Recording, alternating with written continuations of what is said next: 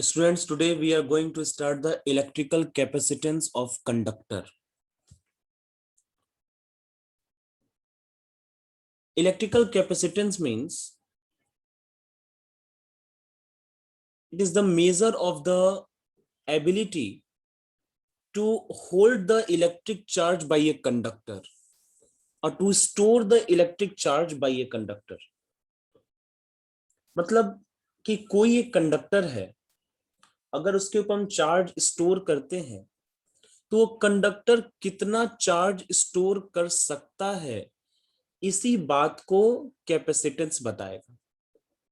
जैसे दो कंडक्टर हैं, दोनों में से एक का कैपेसिटेंस ज्यादा है, एक का कैपेसिटेंस कम है, तो जिसका ज्यादा है वो ज्यादा चार्ज को स्टोर कर पाएगा और जिसका कैपेसिटेंस कम है वो कम चार्ज को स्टोर कर पाएगा।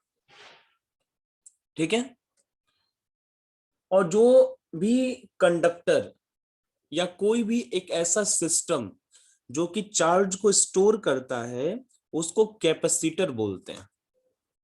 Capacitor means it is a device which is store or hold the electrical charges.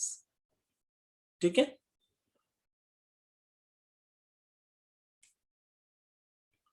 तो इलेक्ट्रिक कैपेसिटेंस के बारे में आप लिख सकते हो, the electrical capacitance of a conductor is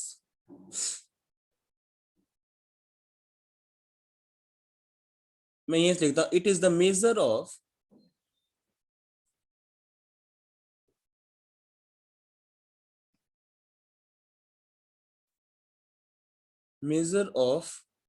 ability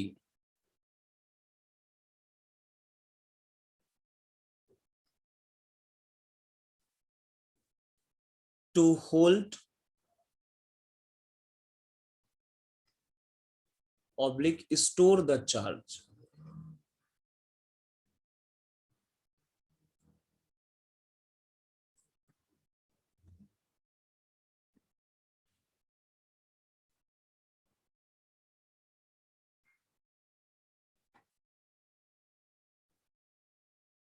ठीक है।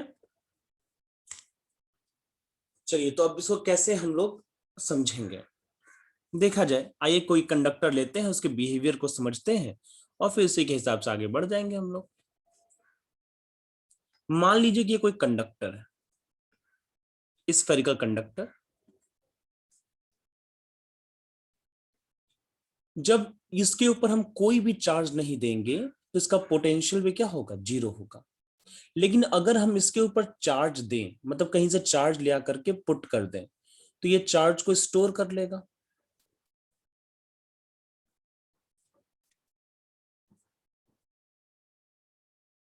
ठीक है।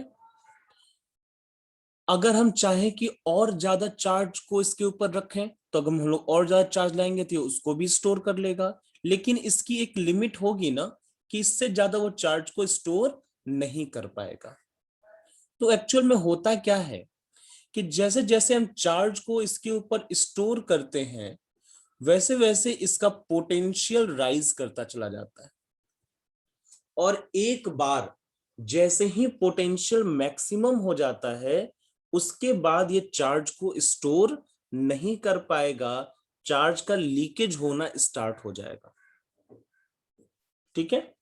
यानी कि जब हम चार्ज को किसी भी कंडक्टर पे लाते हैं, उस पे रखते हैं, तो उस कंडक्टर का पोटेंशियल राइज कर जाता है।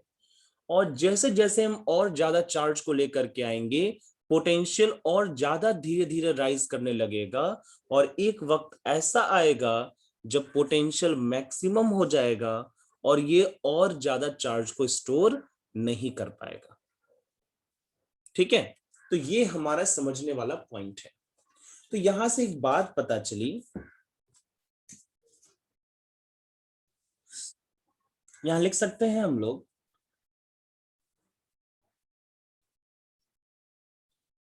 when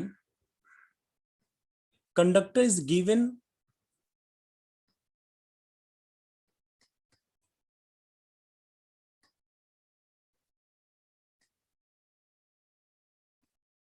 a charge q,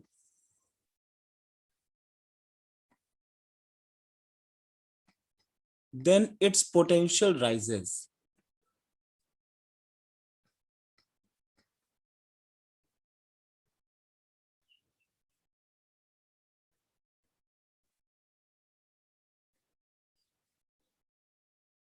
in same ratio, ये बात ध्यान देने वाली है।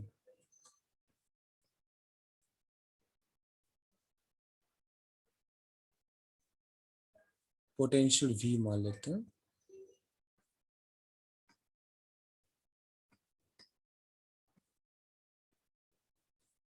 That is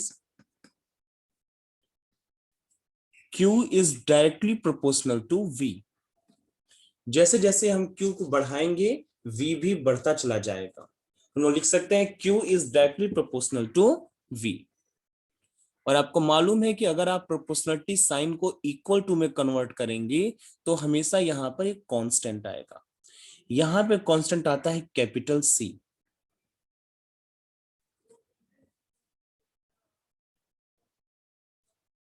ठीक है,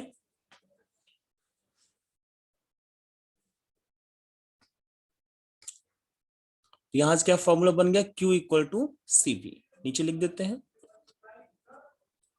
where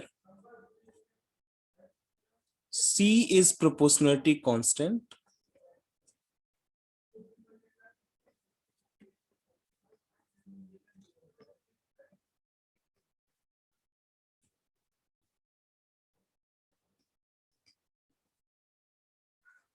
and its value depends upon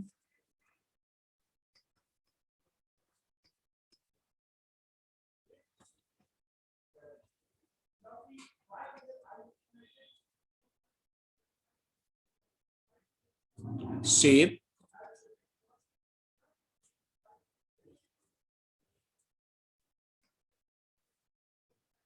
size and medium present।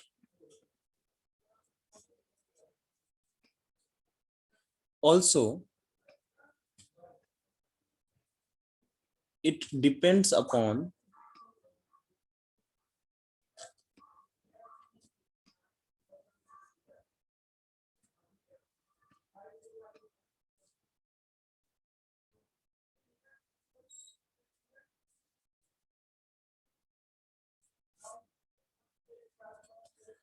the presence of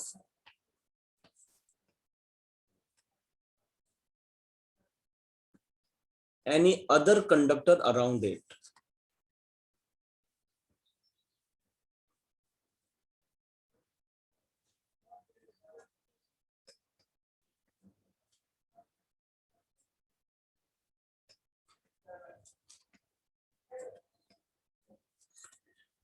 देखिए यहां हम लोगों ने कुछ बातें लिखी हैं, जैसे जो C की जो वैल्यू है किस किस बातों पर डिपेंड करती है।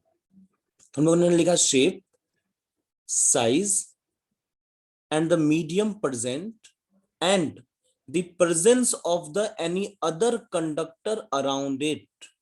मतलब शेप पर डिपेंड करेगा, शेप अलग होगा तो कैपेसिटेंस भी बदल जाएगा।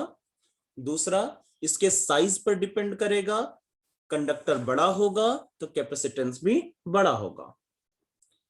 मीडियम प्रेजेंट, कौन सा मीडियम प्रेजेंट, जैसे अगर आसपास वैक्यूम प्रेजेंट है तो कुछ और हो सकता है, उसके बीच में अगर कोई डाइलेक्ट्रिक्स है तो कैपेसिटेंस की वैल्यू कुछ और हो सकती है। चौथी बात, presence of any other medium around it, अगर कोई दूसरा कंडक्टर इसके आसपास अगर हम लोग लेकर के आए तो भी इसका कैपेसिटेंस वेरी कर जाता है। अब कैसे वेरी करता है ये हम लोग आने वाले टॉपिक्स में देखेंगे।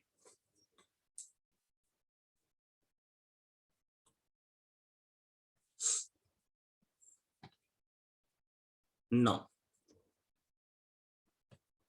C इक्वल टू क्या हो जाएगा, Q अपॉन V।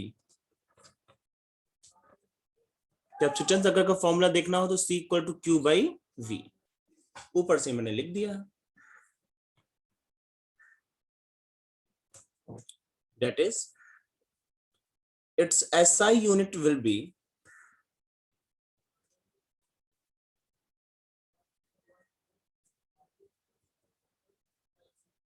क्या हो जाएगा SI यूनिट, Q का तो चार्ज हो जाएगा कूलॉम और V का वोल्ट हो जाएगा कूलॉम पर volt. or it is also called farad. Symbol capital F.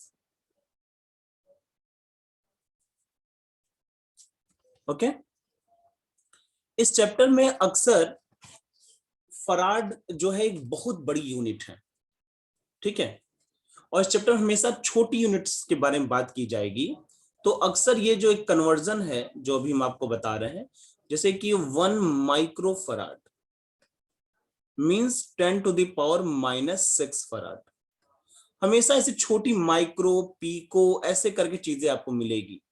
1 nano farad means 10⁻⁻9 farad. 1 pico farad means 10⁻⁻12 farad etcetera. मतलब ऐसी छोटी छोटी क्वांटिटीज हम लोगों को मिलेंगी। अच्छा, क्या आप लोगों ने कभी कैपेसिटर देखा है? कैपेसिटर देखी जो नहीं, कैपेसिटर कुछ भी हो सकता है, लेकिन एक कॉमन यूज्ड कैपेसिटर मैं आपको बता रहा हूं। जो पंखे में कंडेंसर लगा होता है, ऊपर देखते हैं आप, एक सिलिंड्रिकल सब्सटेंस लगा होता है, बिल्कुल सिलिंड्रिकल होता है, व्हाइट कलर का अक्सर होता है। तो ये कंडेंसर होता है जिसको आप बोलते हो कंडेंसर। एक्चुअली कैपेसिटर को कंडेंसर भी बोला जाता है, ठीक है। तो उसका काम क्या होता है? चार्ज को स्टोर करने का, वो चार्ज को स्टोर कर लेता है, ठीक है। अगर आप अपने पंखे वगैरह पे देखेंगे तो 2.5 से लेकर के 4 माइक्रो फराड का कैपेसिटर लगा होता है पंखे में।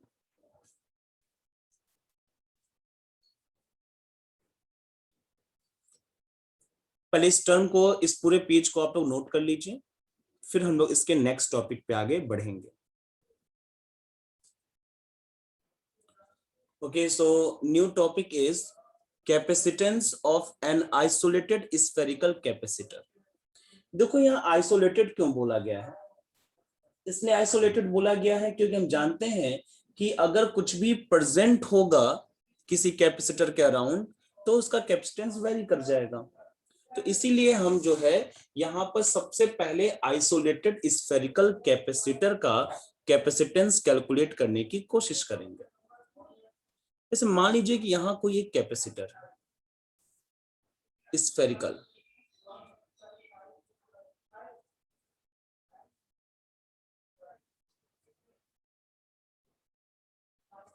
ठीक है, और इसका रेडियस हम मान लेते हैं r, ये सेंटर है O, इसका रेडियस r है।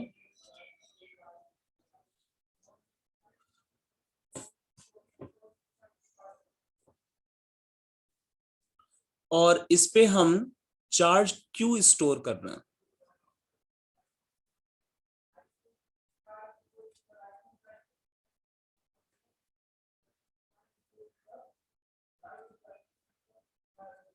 ठीक है। चार्ज Q स्टोर करने की वजह से इसका पोटेंशियल कितना हो गया? V हो गया। तो हम लोगों को इसका कैपेसिटेंस C कैलकुलेट करना है, ठीक है। वी नो दैट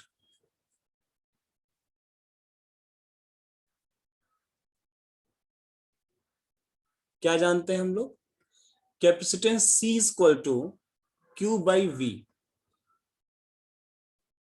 तो Q तो हमें मालूम है, अगर हमें पोटेंशियल किसी तरीके से पता चल जाए तब तो हम लोग यहां पुट कर देंगे, C की वैल्यू मिल जाएगी, ठीक है। तो सरफेस का ही तो ये पोटेंशियल है, ये जो पोटेंशियल V आप यहां देख रहे हैं ये सरफेस का पोटेंशियल है। तो क्या आप स्फेरिकल कैपेसिटर का मतलब स्फेरिकल कंडक्टर का सरफेस पे पोटेंशियल कैलकुलेट करने का फॉर्मूला जानते हैं? हाँ जानते हैं, लिखा जाए। पोटेंशियल एट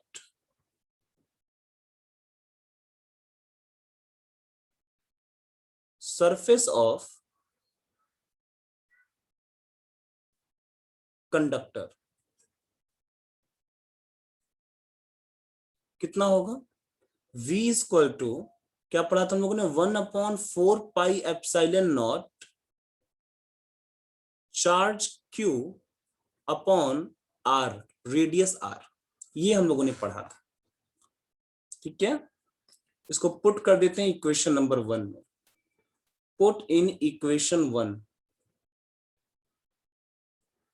वी गेट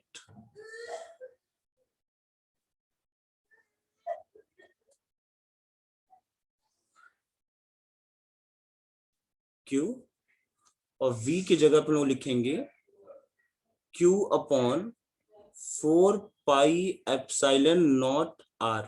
सब कुछ एक ही में मिला के लिख दिए, आई होप कि आप लोग समझ पाएंगे। देखिए Q से Q कैंसिल आउट हो जाएगा और आ जाएगा 4 पाई एप्सिलॉन नॉट, रेसिप्रोकल होके ऊपर चला जाएगा, आएगा 4 pi epsilon naught into R। ठीक है, जो ये टर्म है, ये वाला टर्म, ये तो पूरा कांस्टेंट है।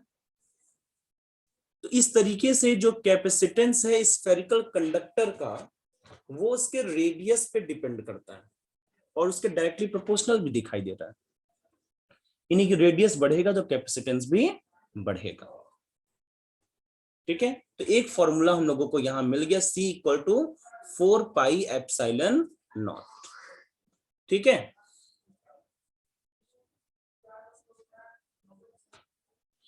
एक चीज और भी मैं आपको बता दूं, 1 अपॉन 4 पाई एप्सिलॉन नॉट की वैल्यू कितनी होती है? 9 इंटू 10 टू द पावर 9 होता है। तो इस हिसाब से आप वैल्यू को निकाल सकते हैं कि 4 पाई एप्सिलॉन नॉट की वैल्यू कितनी हो जाएगी, क्योंकि अक्सर काम पड़ेगा ना इसका। तो लिख सकते हैं हम लोग 1 अपॉन में 9 इंटू 10 टू द पावर 9। ठीक है, इस हिसाब से कैलकुलेशन में हम लोग पुट कर लेंगे और कैलकुलेशन कंप्लीट कर लेंगे। चलिए एक क्वेश्चन देते हैं, उसको सॉल्व करके दिखाइए।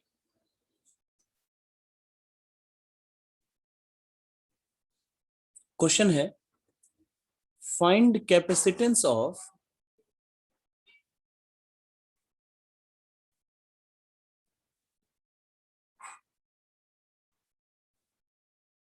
अर्थ।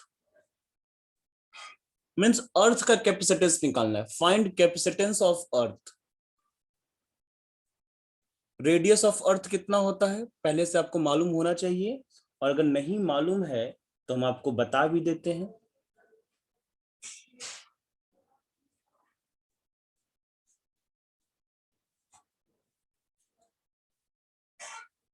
कितना होता है,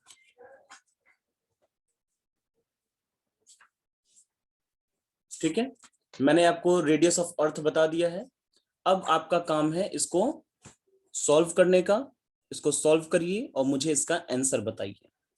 नहीं हो पाता है सॉल्व तो हम सॉल्व करेंगे और फिर अपना आंसर मैच करिएगा।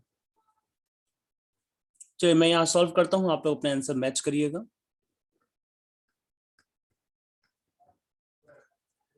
क्या होता है capacitance formula? C equal to 4 pi epsilon naught into R. 4 pi epsilon naught की वैल्यू कितनी होती है? 1 upon 9 into 10 to the power 9। और आर की वैल्यू कितनी दी हुई है? 6.37 इंटू 10 टू द पावर 6। यानी कि आप लिख सकते हैं 6.37 upon 9 into 10 to the power 6 minus 9। इसको डिवाइड करेंगे तो लगभग 70 समथिंग आएगा। ठीक है, 707 समथिंग आएगा इंटू 10 टू द पावर -3। यानी कि 0.707 ये फराड में आंसर है। ठीक है, और ये माइनस है तो मिली फराड लिख सकते हैं ना, मिली फराड। क्या आप देख रहे हो कि अर्थ का कैपेसिटेंस, अर्थ समझ रहे हो ना, अर्थ बहुत बड़ा है और उसका कैपेसिटेंस कितने में है? मिली फराड में है। ठीक है, मिली फराड में है, अर्थ का कैपेसिटेंस मिली फराड में। तो इसीलिए मैंने बोला था कि फराड एक बहुत बड़ी यूनिट है, और हम लोग इसीलिए अक्सर छोटे यूनिट यानी कि milli farad, micro farad, nano farad, pico farad, इन सब क्वांटिटीज का यूज दिखाई देगा।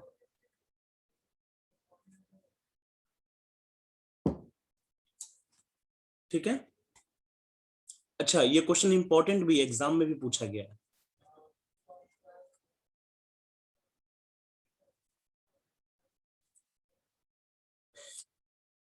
ठीक है, इसके बाद की जो भी टॉपिक्स है उसको हम लोग देखेंगे नेक्स्ट क्लास में।